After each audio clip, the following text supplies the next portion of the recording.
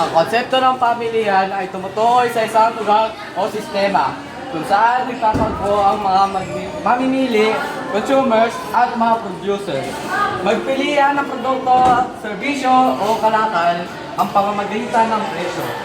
Sa madaling sabi, ito ang ugnayan ng demand-supply kung saan demand ay kagustuhan o pangangailangan ng mamimiling tao. At ang supply ay dami ng produkto, serbisyo na handang ipagbibili ng mga producer. Mahalaga sa konsepto sa pamilihan.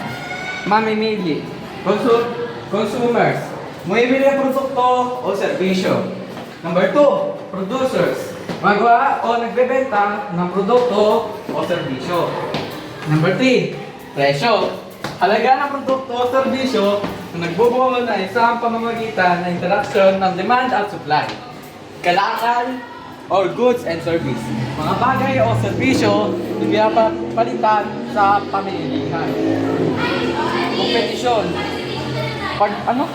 Palitan sa mga producer upang makakuha ng tiwala sa mga mamimili. Thank you and like and subscribe. Part 2. Layunin ng pamilihan. Matukoy ang tamang presyo ng mga produkto at serbisyo. Maglaan ng mga produkto at serbisyo ayon sa pangangailangan ng lipunan. Magbigay ng oportunidad sa negosyo at kabuhayan. Balagang pag-aralan ang pamilya dahil ito ang puso ng ekonomiya. Dito umiikot ang kalakalan, kita at kabuhayan ng mga tao. Narito ang mga pangunahing dahilan kung bakit ito mahalaga. 1. Upang malawan kung paano gumagana ang ekonomiya.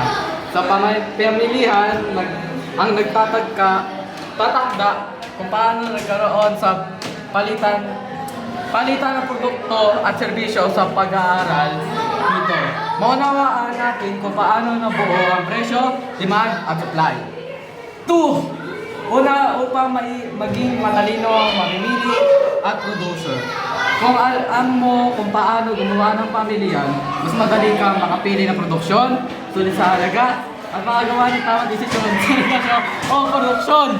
Like and subscribe!